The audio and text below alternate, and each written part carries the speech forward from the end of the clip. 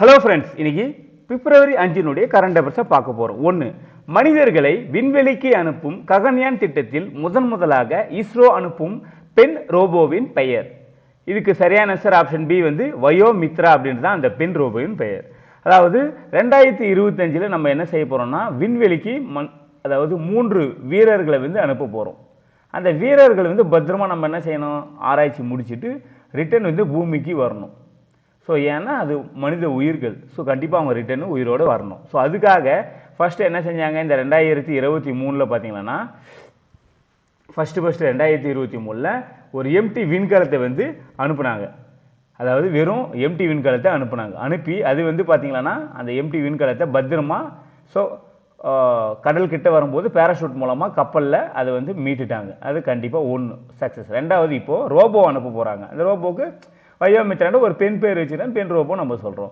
So அந்த ரோபோவை இப்போ அனுப்பி அதையும் பார்த்தீங்கன்னா ஸோ 400 கிலோமீட்டர் தூரம் பூமியிலிருந்து அவ்வளோ தூரம் போயிட்டு ரிட்டர்ன் அதே பேராஷூட் மூலம் கப்பலில் நம்ம மறுபடியும் பத்திரமா மீட்டோம்னா அடுத்து 2025 ஸோ 3 விண்வெளி வீரரை அனுப்பி ஸோ அவங்கள நம்ம பத்திரமா மீட்கணும் அப்படின்றதுக்காக தான் இந்த 2 பரிசோதனை செய்கிறாங்க.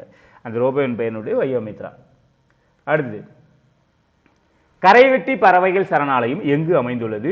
இதுக்கு சரியான ஆன்சர் ஆப்ஷன் ஏ, அரியலூர். ஏன் இதை இப்போ நம்ம கேட்குறோம் அப்படின்னா, கரைவெட்டி பறவைகள் சரணாலயத்தை அதாவது இப்போ பிப்ரவரி 2 அப்படின்றது பார்த்தீங்கன்னா ஈர நாள் அப்படின்னு சொல்லுவாங்க.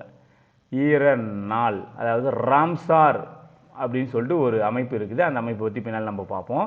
ஸோ அந்த ஈர நாள் முன்னிட்டு பார்த்தீங்கன்னா அதாவது நம்ம பொது அஞ்சல் துறை, நம்ம சென்ட்ரல் கவர்மெண்ட் அஞ்சல் டிபார்ட்மெண்ட்டு அதுக்கான அந்த தபால் தலையை வெளியிட்டுள்ளது. இதில் பார்த்தீங்கன்னா அரியலூர் மாவட்டத்தை சேர்ந்த கரைவெட்டி பறவைகள் சரணாலயம் அந்த ராம்சார் அமைப்பில் சேர்த்துருக்காங்க.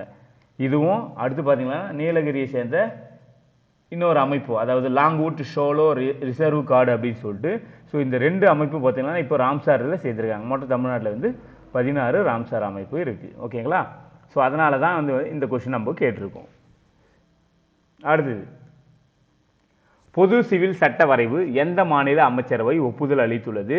இதுக்கு சரியான ஆன்சர் ஆப்ஷன் ஏ, ஜார்க்கண்ட் மாநிலம் ஒப்புதல் அளித்துள்ளது. அதாவது பொது சிவில் சட்டம் அப்படின்னா என்ன, ஒன்றும் இல்லை. இப்போ உங்களுக்கே தெரியும், ஒரு திருமணம் நடக்குது, ஒரு கல்யாணம் எப்படி நடக்கும் உங்களுக்கே தெரியும். இந்து முறைப்படி, அதே போல் இஸ்லாமிய முறைப்படி, அதே போல் கிறிஸ்துவ முறைப்படி, சீக்கியர்கள் எப்படி பண்ணுவாங்க, டிஃப்ரெண்ட் நடக்கும். இது அவங்களுடைய முறைப்படி அதே போல் சட்டப்படி பண்ணணும்னா என்னவோ அது. அடுத்தது, விவாகரத்து பண்ணணும் அப்படின்னா எப்படி, விவாகரத்து இந்து முறைப்படி எப்படி, அதே போல் சீக்கியர்கள் எப்படி பண்ணுவாங்க. இப்போது எடுத்துக்காட்டால் முஸ்லீம்கள் முத்தலாக் அப்படின்ட்டு சொல்லிட்டு ஒரு அந்த முறையெல்லாம் இருந்தது. ஸோ அந்த முறைப்படி அவங்க பண்ணுவாங்க விவாகரத்து. ஸோ இந்த மாதிரி ஒவ்வொரு மதத்துக்கும் ஒரு அப்படி இருக்குது. அதே போல் தத்தெடுக்குது, இப்போ ஒரு குழந்தைய தத்தெடுக்கணும், அது இந்துல எப்படி இருக்கும். அதே போல் வாரிசு நம்ம இவனை அறிவிக்கிறோம் வாரிசு, அது இந்துல எப்படி இருக்கும், கிறிஸ்டினில். ஸோ ஆனால் இப்போ இதெல்லாம் பார்த்தீங்கன்னா ஒரே மாதிரியாக எடுத்து வர எல்லா மதத்துக்கும் ஒரே மாதிரி தத்தெடுக்குது, ஒரே மாதிரி திருமணமானோம், விவாகரத்து, வாரிசு உரிமை எல்லாமே சட்டப்படி ஒரே மாதிரியாக எடுத்துன்னு வரதுக்கு பேர் தான் இந்த பொது சிவில் சட்ட வரைவு. இது நிறைய பேர் எதிர்க்கிறாங்க. பட்டு ஜார்க்கண்ட் மாநிலம் இந்த சட்ட வரைவை அதுக்கான ஒப்புதல் அளித்துள்ளது. கண்டிப்பாக அப்போ அந்த மாநிலத்தை இது முதல் அமலாகும் நான் நினைக்கிறேன். ஓகேங்களா? அடுத்தது, டேவிஸ் கோப்பை எந்த விளையாட்டுடன் தொடர்புடையது? இது சரியான ஆன்சர் ஆப்ஷன் சி, டென்னிஸு. அதாவது பாகிஸ்தானோட நம்ம பார்த்தீங்கன்னா 4-0 அப்படின்ற அந்த எண்ணிக்கையில் நம்ம வெற்றி பெற்றிருக்கோம். அதாவது ரொம்ப நாள் கழிச்சு பார்த்தீங்கன்னா பாகிஸ்தான்லேயே போய் விளையாடி 4-0 அப்படின்ற இந்த டேவிஸ் கோப்பையை நம்ம வெற்றி பெற்றிருக்கோம். அதாவது இதன் மூலமாக உலக குரூப் 1 போட்டிக்கு நம்ம தகுதி பெற்றிருக்கோம். உலக குரூப் 1 போட்டிக்கு பார்த்தீங்கன்னா டென்னிஸில் நம்ம தகுதி பெற்றிருக்கோம். ரொம்ப அதாவது கிட்டத்தட்ட 60 வருஷம் கழிச்சுன்றாங்க. பாகிஸ்தான்லேயே போய் அந்த மண் 4-0 டென்னிஸ் கோப்பையை வீழ்த்தியது இது மிகப்பெரிய சாதனை அப்படின்ற மாதிரி சொல்கிறாங்க. ஓகே ஃப்ரெண்ட்ஸ், இன்றைக்கான கரண்ட் அஃபேர்ஸ் பார்த்துட்டோம். இன்றைக்கி பார்த்ததுலேருந்து 2 கொஸ்டின் நீங்கள் முடிஞ்சால் அதுக்கான ஆன்சரை நீங்கள் கமெண்ட்டில் டைப் பண்ணலாம். கண்டிப்பாக உங்களுக்கு இன்றைக்கான கரண்ட் அஃபேர்ஸ் பயனுள்ளதாக இருந்திருக்க நான் நம்புகிறேன்.